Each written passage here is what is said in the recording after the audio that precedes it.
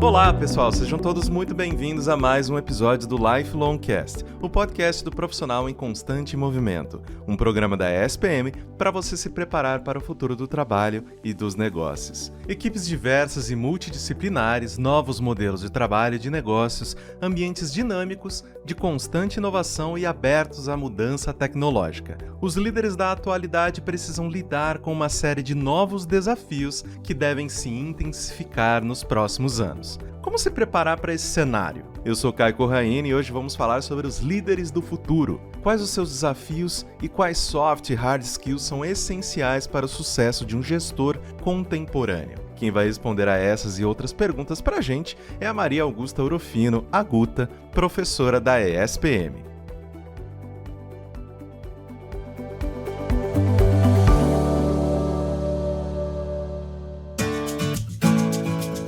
Seja então muito bem-vinda novamente, Guta. Que prazer enorme ter você aqui no Lifelong Cast. Sempre uma alegria estar aqui, Caio, poder contribuir, trocar informação e levar esse meu propósito, que é compartilhar conhecimento. Vamos começar então, professora, a discutir então, sobre a questão da liderança. Minha primeira pergunta para ti é justamente o que mudou no papel do líder nos últimos anos e o que provocou essas mudanças. A gente vem discutindo aqui no podcast muito sobre isso, sobre como é papel da liderança ter aí um maior contato com as pessoas que estão trabalhando junto contigo, identificar as necessidades, as dificuldades, facilitar, limpar o caminho para que as pessoas passem de uma maneira mais tranquila. Então fala pra gente assim, o que mudou no papel dessa pessoa central nesses últimos anos? Então, o que a gente tem visto, antes de tudo, é uma mudança na postura dos liderados, né? E quando eu tenho um grupo mais consciente e que não quer muito comando e controle,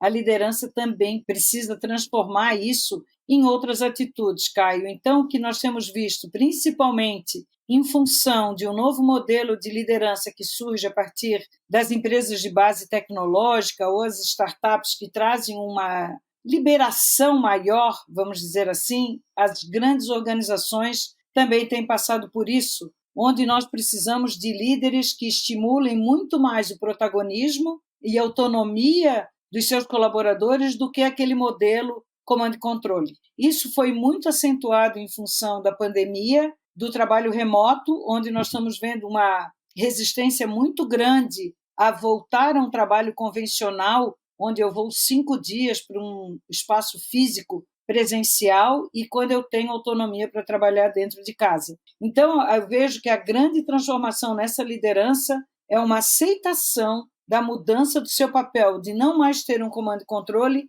mas estimular o protagonismo e a autonomia na sua equipe. E professora, você mencionou, justamente esses novos modelos de trabalho, tanto o home office, o híbrido. Quais são os desafios que esses modelos de trabalho impuseram aos líderes? E como que a gente gerencia equipes nesse cenário? Porque você, para mim, matou a charada, assim, 100%, que, poxa, por que eu preciso ir até um lugar 5 dias da minha semana, ter todo o meu trabalho, percalço de entrar no transporte público e tal, não sei, tem muita gente que mora super longe do trabalho, quando pode simplesmente, poxa, tô aqui na minha casa, levanto da cama, tomo meu café da manhã e sento na frente do computador e estou fazendo a mesma coisa. Mas tem muitas pessoas ainda em escritórios que são resistentes a essas mudanças, justamente por esse receio de, ok, como é que eu vou gerenciar essas equipes? Como é que eu vou garantir a qualidade do trabalho? Como é que eu vou cobrar essas pessoas? Então fala um pouquinho para a gente sobre essa nova visão do mercado, essa nova situação de mercado. O formato tradicional de contratação de trabalho no Brasil ainda é por hora.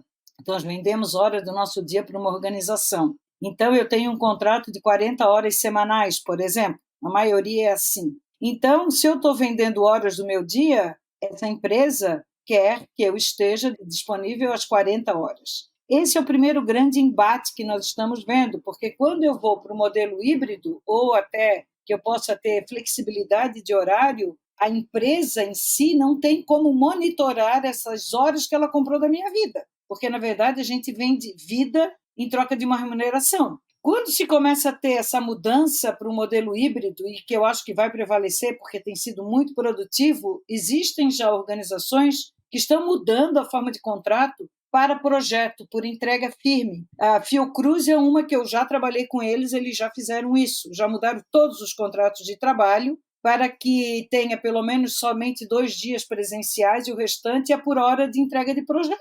Então, eu tenho entregas, e isso vem muito a ver com as metodologias ágeis, quando a gente trabalha principalmente com gestão de projeto pelo Scrum, onde eu não faço uma entrega porque eu entreguei alguma coisa, mas eu tenho que entregar um valor ao meu cliente. Então, isso é uma mudança de mindset muito grande. É uma mudança conceitual e estrutural que vai passar por uma necessidade de adequação dessas empresas a um novo modelo de gestão, né? E que não é somente o horário que você está. E para isso a gente ainda tem muita resistência daquilo que vem, naquilo que aparece. Então, preciso me atualizar, preciso entender hoje que as pessoas estão dispostas a oferecer um determinado tempo da sua vida para aquela organização em prol de uma remuneração e que com isso eu vou entregar um valor e não vou simplesmente me estar de corpo presente, porque a gente sabe que não é a presença que melhora a produtividade. Óbvio, né? A gente sabe, para mim, inclusive, hoje, fazer um trabalho presencial, eu gastaria muito mais tempo,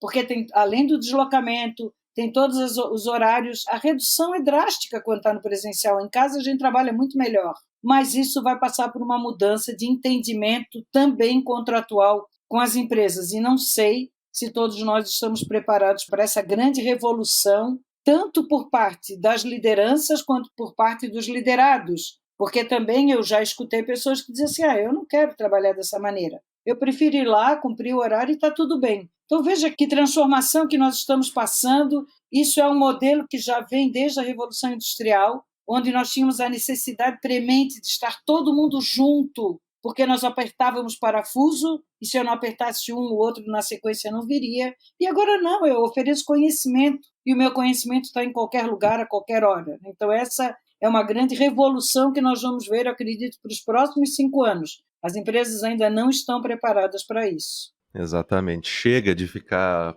passando o tempo escondido no banheiro da empresa jogando joguinho de celular, que é uma coisa que eu fazia bastante, o tempo passar em algumas situações. É crítico, aquele café infindável, aquele bate-papo que ficava 1 hora, aquela mesinha na área do café, beleza, tudo aquilo ali é bacana, mas ele não está entregando valor para nada. Eu tô gastando muito mais, inclusive, para a organização. Não é, eu não quero aqui uma mais-valia, eu botar todo mundo num trabalho escravo, mas é que tem momentos onde, se eu quero trazer inovação, se eu quero promover a criatividade, se eu quero revisão de novos processos, eu tenho que dar espaço para as ideias emergirem, sem julgamento, sem pressão. Se eu estou naquele ambiente ali, eu vou repetir modelos já vigentes, né? Isso é fato. Exato. E Guta, a gente já discutiu, né, em outros episódios também aqui do Lifelong Cast, sobre a formação de equipes diversas e multidisciplinares, né, e como isso traz inúmeros benefícios para os negócios.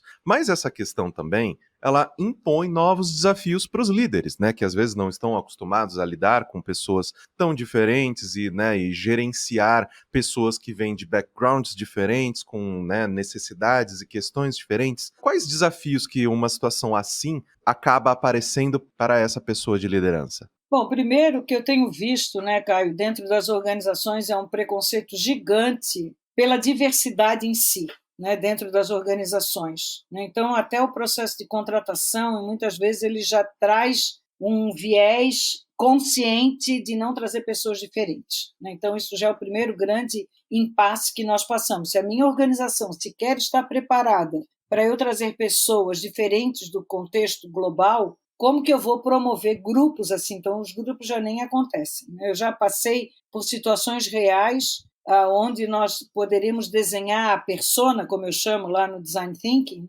de tão crítico, de tão igual que eram as pessoas, desde a sua vestimenta, o seu formato físico, o formato do óculos, eram todo mundo muito iguais. Eu já escutei de empresas que dizem assim, não, mas a gente trabalha com diversidade aqui. Nós temos aqui 24 engenheiros no nosso time e cada um veio de uma cidade do Brasil. Ora, isso não é diversidade, isso não é trazer o diferente, né? Então, o primeiro grande desafio é aceitar opiniões divergentes da minha. Então, esse é o primeiro grande desafio. Quando eu trago equipes com diversidade de gênero, de idade, de procedência, de etnia, de opção sexual, eu vou trabalhar com certo incômodo, porque nem todo mundo pensa igual a mim, até o nosso linguajar e muitas vezes fala de uma forma inadequada, porque nós temos vícios de linguagens, principalmente no nosso idioma, onde a gente traz um preconceito na própria palavra. Então, tudo isso hoje é muito observado, além do que aquilo que a gente fala, o lugar de fala, né? Esses dias estavam me pedindo para eu falar sobre um determinado assunto, eu disse, eu não posso falar, isso não é meu lugar de fala, eu não estou neste lugar. Então, veja quantas questões mudaram de uma forma muito recente. Isso não está na literatura, isso está em redes sociais, está em alguns sociólogos que estão falando. Mas quando eu quero promover inovação dentro de uma organização, eu preciso trabalhar com a diversidade. É fundamental, eu tenho que ter opinião divergente, né? Faz parte do processo de inovação, opiniões divergentes. E saber trabalhar com opiniões divergentes, trazendo depois um consenso, não é qualquer pessoa que está preparada para isso. Isso é um fato. Normalmente a gente se incomoda, se irrita, há conflito, né? Quando eu deveria trazer o entendimento de que eu não estou fazendo um processo pessoal, mas eu estou fazendo a manutenção de uma organização, né? Então, isso daí é um trabalho bastante crítico, assim. E o que nós temos que ver hoje é um amadurecimento dessa liderança, é um preparo dessa liderança, é um conhecimento de áreas que não estavam no script de quando nós passamos pelos nossos cursos formais e que precisamos entender. Principalmente, toda essa variação que eu falo na postura da liderança de um entendimento é para que a gente possa acolher a geração que hoje está com 18 a 25 anos, que se não tiver essa abertura, não irá para dentro de uma instituição formal. Então, se eu quiser ter pessoas trabalhando comigo de forma diferente, que vá promover a inclusão desse grupo, eu também tenho que me transformar enquanto líder, para poder acolher, receber e ver as diferenças de preconceitos que eu ainda tenho dentro de mim. Porque isso, todos nós fomos educados de uma maneira que de um ponto ou de outro ainda temos preconceitos, né? Mais sutis, mais velados, mas se a gente for observar, tem. Né? Então a gente precisa trazer uma nova educação, uma abertura para esse diferente e trazer o acolhimento. Porque quando eu trago o acolhimento, automaticamente eu vou ter engajamento dessas pessoas frente aos desafios que a organização vai apresentar. Então, esse é o ponto que eu vejo. Fique esperto que o Lifelong Cast volta daqui a pouquinho. Guilherme Loureiro, presidente e CEO do Walmart do México e Centro-América. Eu aprendi ao longo da minha carreira como é importante continuar aprendendo e se desenvolvendo como líder, já que o sucesso passado não garante o sucesso futuro. A ESPM tem um papel muito importante ao ajudar que líderes se preparem para os desafios presentes e futuros. ESPM, sua carreira em constante movimento.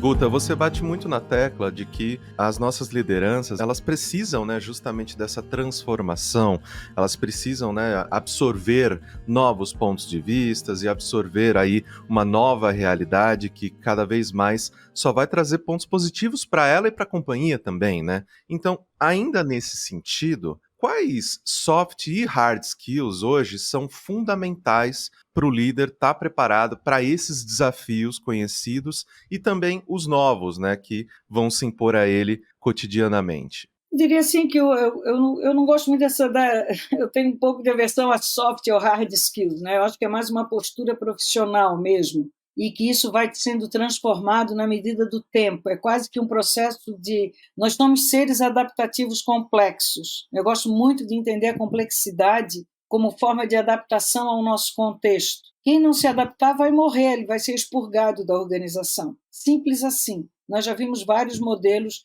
que não se adaptaram e que acaba sendo demitido ou entra em burnout, entra em estresse profundo e não vai dar conta do recado. O primeiro que eu chamo hoje é aquilo que o Nassim Taleb fala da antifragilidade, que é mais do que a resiliência, né? A resiliência é um processo, sou comprimido por algum processo, eu volto à minha situação anterior, né? Eu me adapto a uma nova situação. Já a antifragilidade, eu crio musculatura para poder sobreviver aos novos impasses, né? Então, é como se eu vou para uma academia, meu músculo na primeira semana fica totalmente dolorido, na segunda está melhor e na terceira eu quero pegar um peso maior, porque já dominei aquilo. Isso seria a antifragilidade, onde eu vou ganhando resistência para poder enfrentar o novo que virá, porque eu também não sei o que virá. O futuro é totalmente imprevisível, eu não tenho noção. Né? Comentávamos há pouco ali, estávamos em aula, entrou a pandemia, vai todo mundo para casa tal, e tivemos que nos adaptar àquela condição. Quer dizer, não tínhamos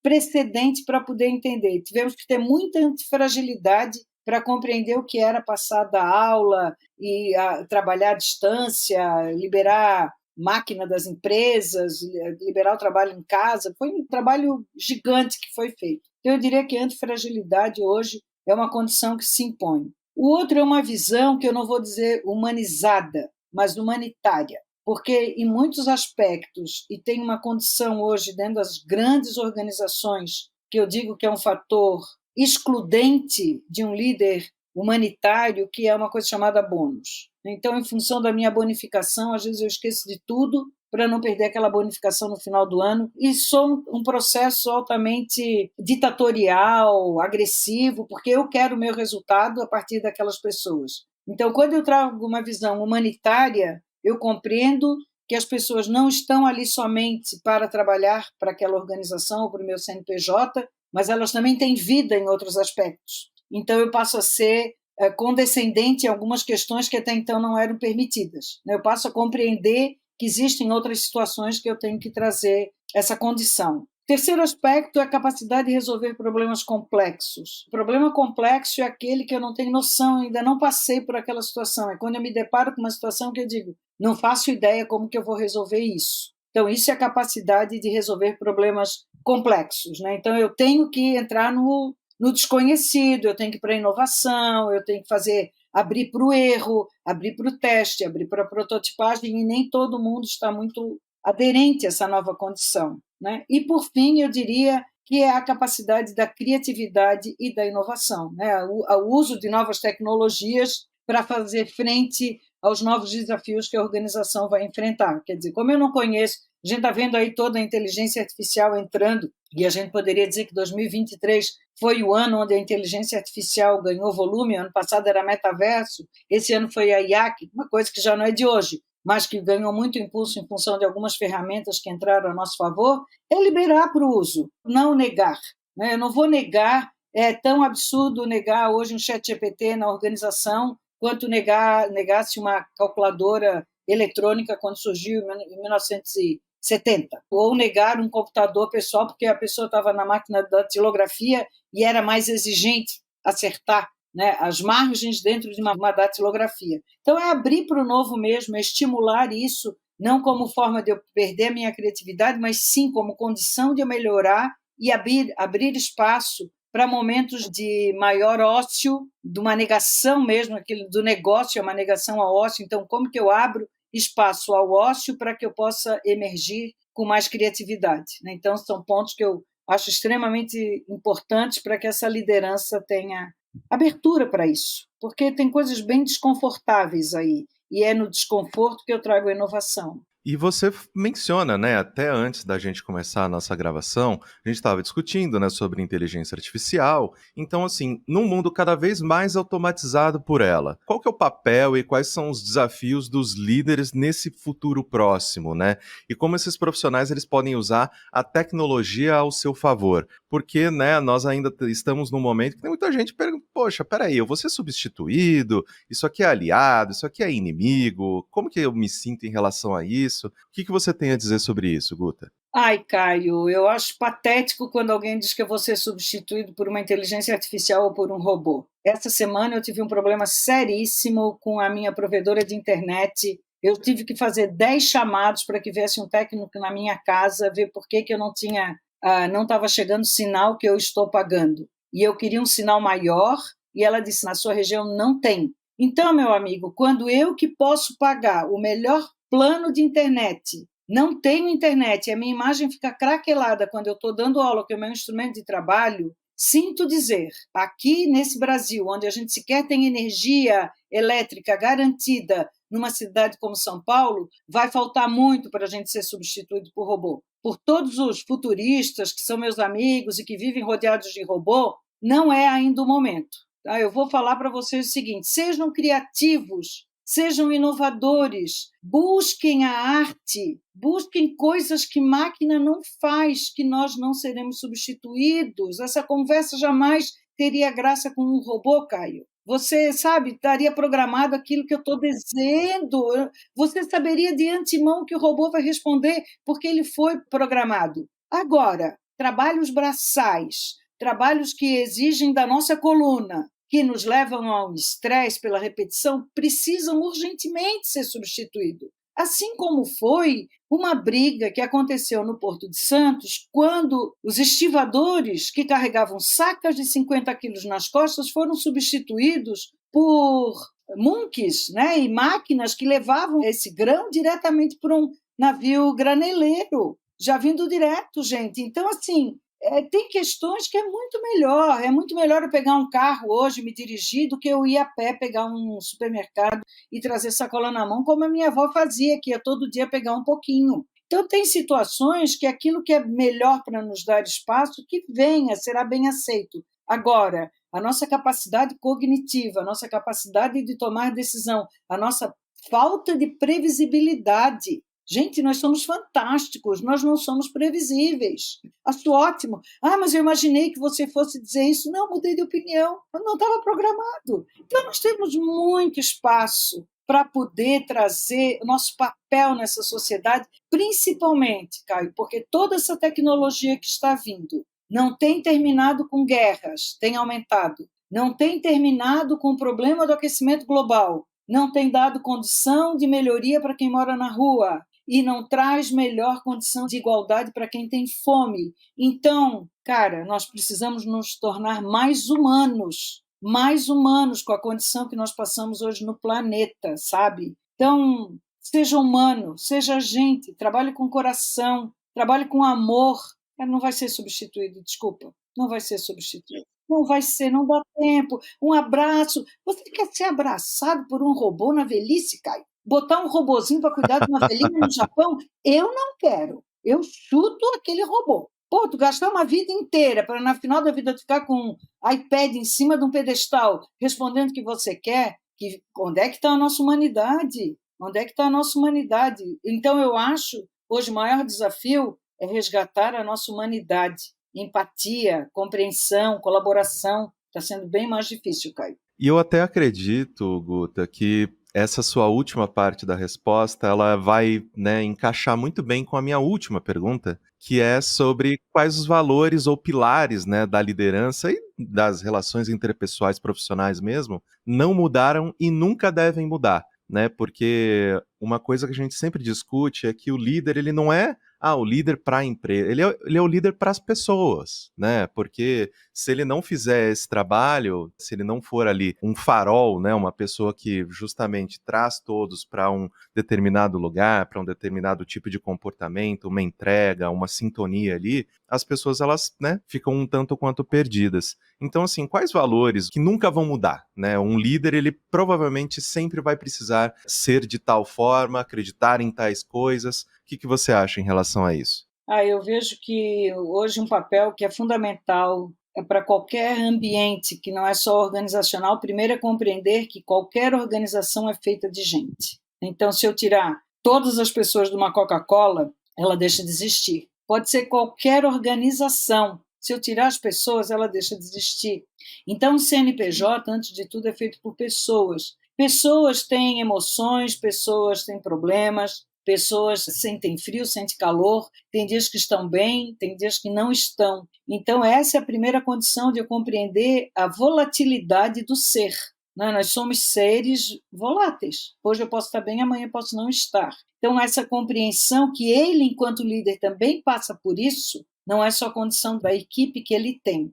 O segundo ponto é essa visão humanitária. Não preciso trazer humanizado. Humanizado significa que eu tratava o quê? Bicho antes? Não. Humanitária é trazer a dimensão humana da nossa condição. Então, quando eu trago essa visão, eu me preocupo com o meu entorno, né? Eu não estou sozinho num endereço, eu tenho vizinhos, eu tenho uma comunidade com a qual eu faço parte, que eu estou inserida, eu tenho uma gama de clientes que também têm emoções e sentimentos. Então, na verdade, eu produzo com pessoas e eu entrego para pessoas. Então, eu sempre tenho dito que qualquer organização é feita de gente, é feita por pessoas, né? Então, essa é uma condição da qual a gente tem que compreender. E o terceiro ponto é compreender a nossa vulnerabilidade. Nós somos vulneráveis em muitos aspectos, né? Então, nós não somos super-heróis, não vestimos capa, nem colocamos uma roupa de avatar e aquilo ali passou a ser uma outra coisa, muito menos um processo robotizado, né? Porque o problema da liderança é quando ele traz uma visão robotizada e trata todo mundo como se fosse máquina. E aí a gente tem um índice absurdo de burnout, de tensão e de preocupação. Olha, Caio, eu sou professora na ESPM, né? Uma coisa que eu tenho muito orgulho. Eu fico impressionada quando a gente tem aula assim, que está em contato com os alunos, os feedbacks que eles dão que levam realmente as pessoas ao burnout. A gente trabalha muito com problemas complexos, quando nós estamos ali resolvendo questões, e sempre o problema do burnout, da fadiga, do cansaço extremo por exigir, além da capacidade que uma pessoa pode entregar, é um ponto que aparece sempre, sempre. Então é isso que nós temos que ver. Nós não estamos trabalhando com robôs, nós não estamos trabalhando com máquinas, nós estamos trabalhando com pessoas que sentem, que se emocionam, que têm problemas e que tem dias que estão bem e tem dias que não estão. Então eu acho que essa sensibilização para essa condição humana que nos rege é o principal ponto que nós temos que ver. Principalmente, sair de uma visão industrial, que hoje pode ser totalmente automatizada e deve ser automatizada por robô, para entrar numa condição social, onde as pessoas hoje precisam ter espaço para poder dar a sua opinião sem julgamento e sem crítica, né? Mas naquilo que ela pode trazer essa divergência para dentro da minha organização. Guta, muitíssimo obrigado por ter novamente aí agraciado o nosso programa, tanto com o seu tempo quanto o seu conhecimento. Eu agradeço demais a sua participação e eu espero que a gente tenha aí novas oportunidades de bater papo aqui no Lifelong Cast. Muito obrigado por ter aceitado novamente o nosso convite. Obrigado, Caio. Sempre uma alegria imensa estar aqui com vocês.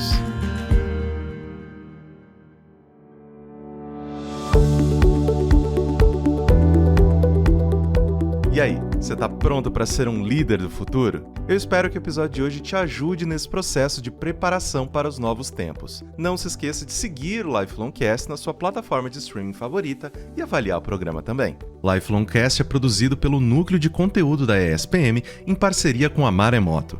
Eu sou Caio Corraine, host do programa, e trabalhei junto com essa equipe. Concepção, curadoria e produção executiva, Jorge Tarquini e Felipe Oliveira. Roteiro, Lucas Scherer. Produção, Thaís Santiago. Edição e sonorização, Caio Corraine. Coordenação geral, Maremoto, Caio Corraine.